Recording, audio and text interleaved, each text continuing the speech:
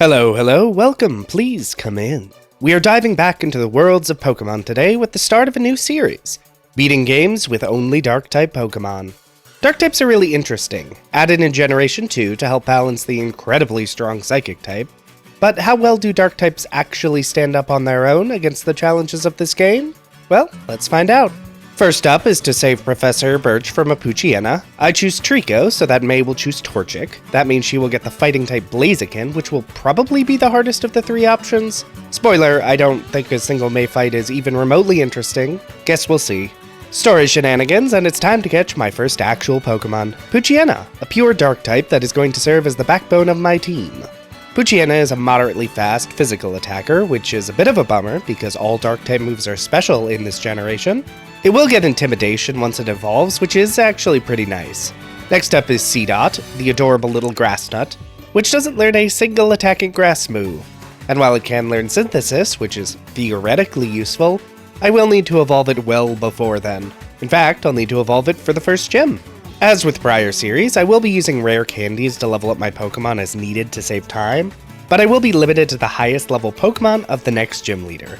This will make it faster to get the run done in a reasonable time, but it does mean I'll miss out on some EVs, but that's fine. Surely I won't need those at all. Time to head north through Petalburg Woods, beating up random trainers here. While my team is theoretically weak against bug types, and Seedot is a 4x weakness, bug types are so weak in this generation it absolutely does not matter. And then chat with this person on the other side to give me the Bullet Seed TM. This is the only grass type attacking move I'll have before the gym. And there is no reason to delay. I give my Seedot the Quick Claw in case I get lucky, Bullet Seed for a grass type move, and level up my Pokemon to 14th level. This gets Seedot to evolve. It's a real bummer that Nuzleaf is a better physical attacker since its two types are both special. Is that going to be an ongoing problem? Roxanne leads with Geodude, so I'd lead with Poochyena. My plan is basically to abuse Sand Attack to get an accuracy drop, then once Poochyena drops, I can bring in Nuzleaf to safely use Growth to boost his special attack. This actually works on the first attempt, even though Bullet Seed refusing to hit more than 2 times is really annoying. And Roxanne, of course, has 2 potions, which is also annoying, but not actually enough to stop me from winning when Nuzleaf is both faster than her Nosepass and can 2-shot it. Or 4-shot it, depending on how you count the number of hits. That's first gym down in under 30 minutes, which is way better than normal type only managed. Gym 1 down, it's time to head around through this cave to rescue this man's Winkle so I can ride a boat down to Dewford. I can then head to the cave to get... Yes? What do you mean Sableye is a version exclusive? Why? Okay, and it's into the gym. Bit of a scary one because my entire team is weak to fighting moves, and there's simply no way to get around that at this stage in the game, in Ruby. But my Mightyena does evolve before the fight, which is not super important because all she's going to do is use Sand Attack, and on my first attempt, Nuzleaf gets crit one-shot by Brick Break. Alright, let's try this again. Basically the same strategy as Roxanne, but this time the Pokemon are not weak to Grass-type Pokemon at all. And yep, this does not go great. I really hate to rely on accuracy nonsense because it's so inconsistent, but there is a point at which I just don't have any other options. And this is one. After about a dozen attempts where I finally managed to get Nuzleaf to get off the 5 growths I need to one-shot the Makuhita, and Bullet Seed crits, meaning I didn't need all those buffs anyway.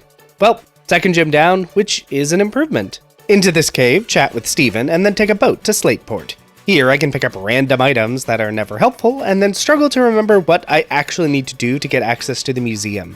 Seriously, I don't know what is wrong with me, I simply can never remember what you actually do, or who you need to talk to for these grunts to get into the museum. But that done, I find out Team Magma exists, which I don't care about. I can then head north and start the next rival battle with May, which is also the first rival battle after getting Dark types. Mightyena starts by buffing with Howl for a few turns while Wailmer mostly just uses Splash. Then a critical hit against Combuskin means it dies before it can even use a fighting type move. Shroomish does paralyze my Mightyena, but it's just so late to turn this fight around. Why is the rival in this game so weak? Oh well. Onward to Mauville City, and into the next gym fight against Watson. And it's real bad. My best move against the gym is Rock Smash, which is incredibly weak. On my first attempt, I don't even make it past Watson's first Pokemon, and that's oof. The problem is it loves to use Thunder Wave. Like, loves it. And yeah, I can try and prevent paralysis so I have time to set up, but Thunder Wave is 100% accurate. And while cherry berries exist, one free paralysis cure just isn't gonna get any actual setup done. Because making Rock Smash usable means doing just a lot of setup. It's only a 20 base power move in Gen 3, so 40 since it's super effective, which is bad. But the Magnemite and Magneton resist every other attacking move I have, and yeah, that is unfortunate. I play a bunch of fights through like this. I try using Sand Attack extensively, which goes poorly. It takes 7 or 8 attempts before I even clear the first Magnemite. But that's with absolutely no setup, so the Voltorb and Magneton just eat through my party. I then try for another 15 minutes with speed up, and yeah, I'm making no progress. Okay, time to start doing some digging to see what my options are. It'd be real nice if I could get a ground-type move. Oh, the only ground-type move my Pokemon can learn is Dig, which is not accessible until after this fight. Maybe add a new Pokemon to the team? Nope, have to beat the gym first, and then another gym. So yeah, I don't really have anything that is workable as a solution. There is, theoretically, a world in which I can win this fight. I mean, I have Sand Attack, so if I get stupidly and aggressively lucky, I might be able to get properly set up against this Magnemite to sweep the rest of the gym, but I don't think that's really feasible. So, sadly, I must rely on item use. I generally don't use items in combat unless I really can't think of any other solutions. Items are so strong and really break the combat, but I honestly cannot think of a better plan to beat this gym while staying under the level cap. So I hop back into the gym with potions and paralyze healing items, and yeah, through the power of items, I am easily able to buff up against Magnemite and then sweep the rest of the gym. Bummer to have to use items, but spoiler, it will be the last time I use items in this playthrough. Next up, I'd love to grab another Pokemon, but nope, I am still stuck with just 2 for a while, because I need goggles to enter this desert. I do finally have the Strength Aid gem though, so Mightyena finally has a better attacking move.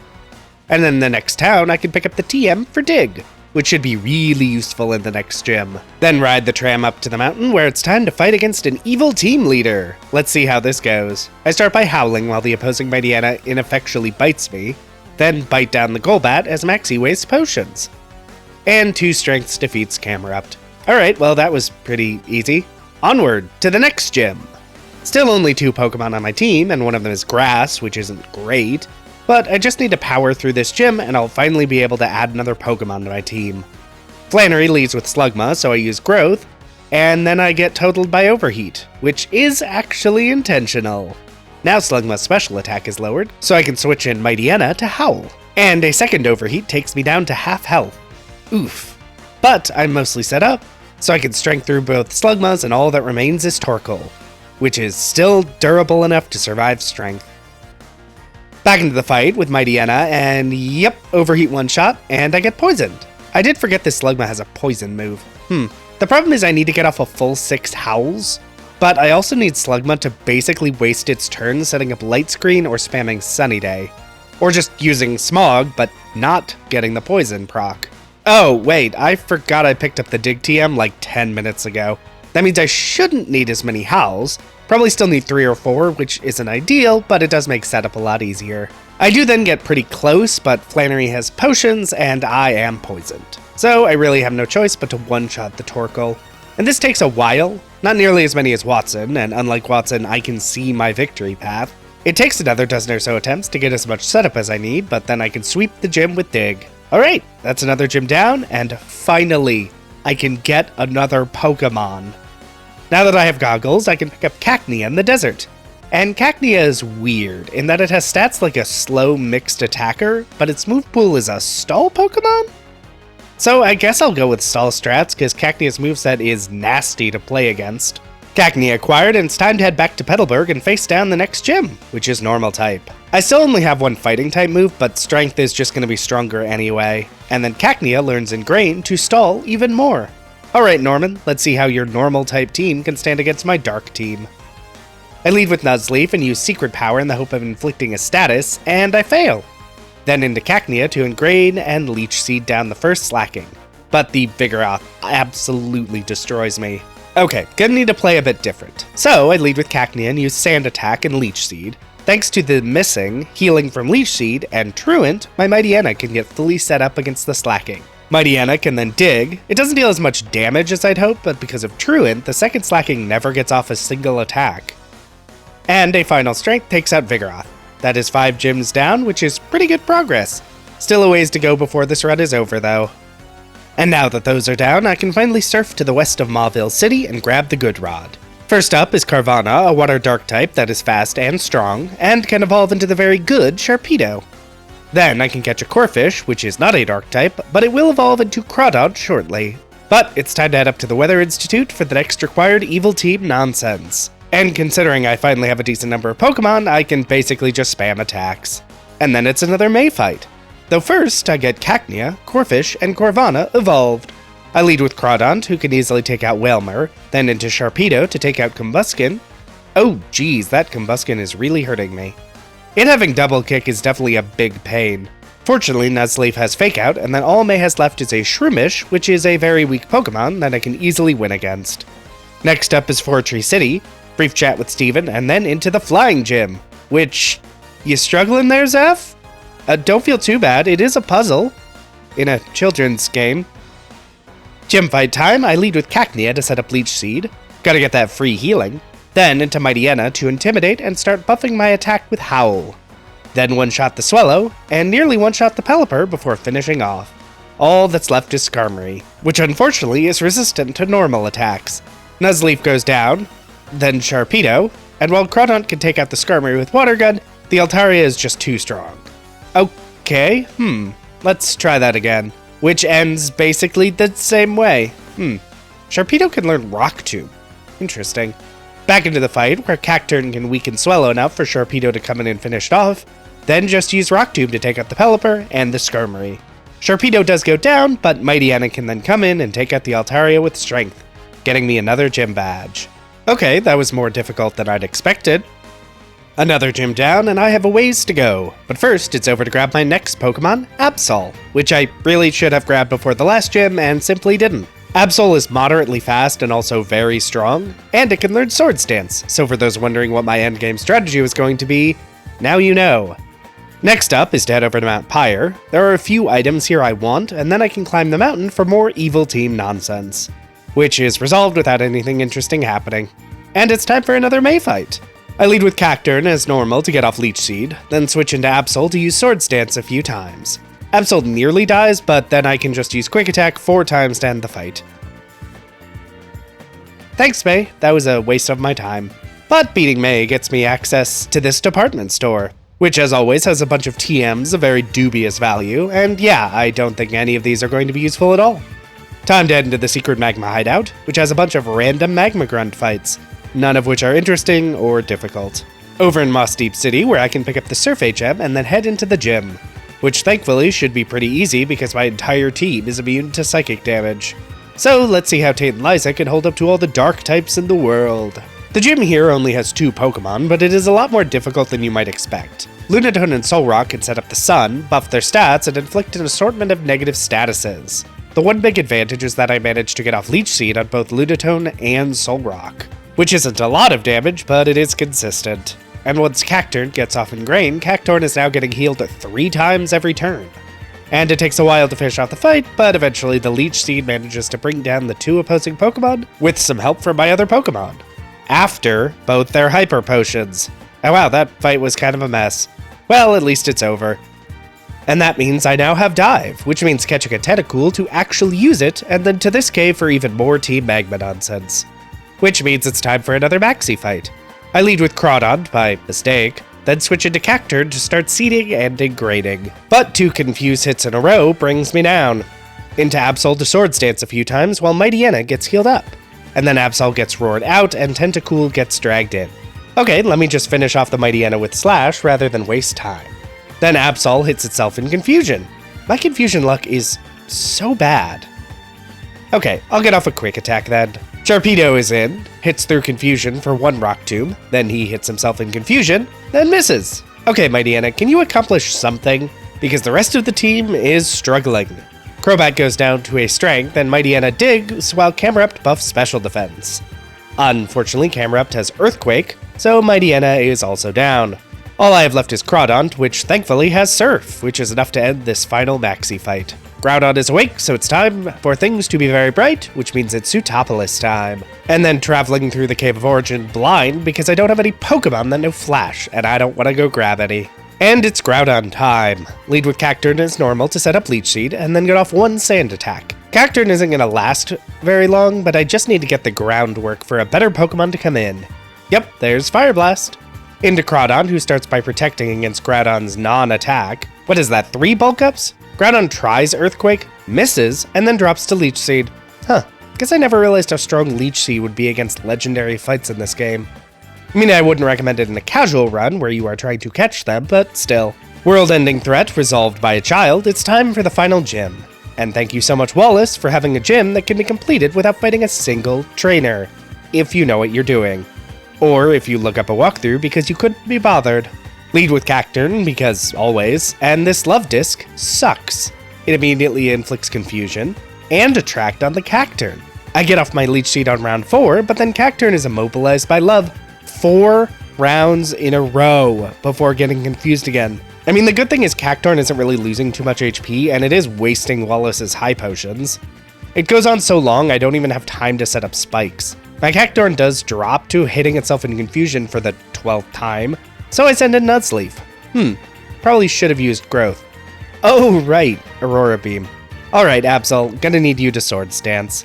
And then Shadow Ball down the Whiscash. Seeking almost goes down but has just a sliver of health left for Wallace to heal back up with another Hyper Potion. But Seeking wastes the turn setting up Rain and goes down to Sharpedo. Alright, it's just the Ace Melodic next. Melodic is very tanky, and I need an edge, so I spend Sharpedo's last 2 turns using Screech to drop its defense by 4 stages, then send in Mightyena to strength down most of its health. Then into Groudon, who can finally finish this mess with an Aerial Ace. And that is the 8th gym completed. Alright, all that's left is the Victory Road, the Elite Four. And Victory Road is pretty uneventful. It takes longer than it should for me to remember how to get through this area, but the trainers themselves are pretty easy until the end, where I must face Wally again, for the only fight in the game where he has a halfway decent team. I lead with Cacturn against his Altaria for the same reason as ever. Set up spikes and Leech Seed. Cacturn doesn't last very long, but he did his job. Into Absol, who can get a few Sword Stances while Altaria gets healed and sets up Dragon Dances. Then a critical hit finishes it off. A critical slash then finishes off Delcatty, and Absol dies from Confusion self-attack and a Thunderbolt. Because of course she does.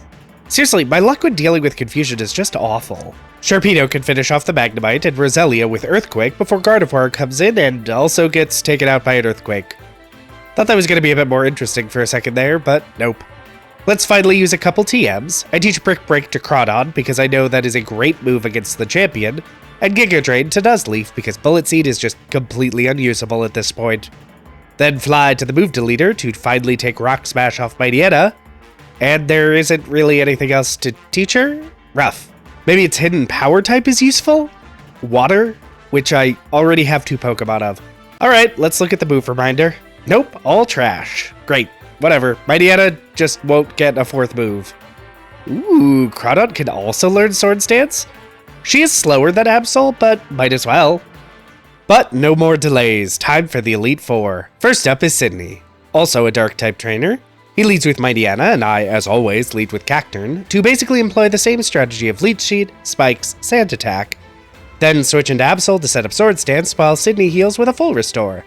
Then slash down Mightyena, then slash down Shiftry, then slash down Cacturn. Yeah, you could probably see where this is going.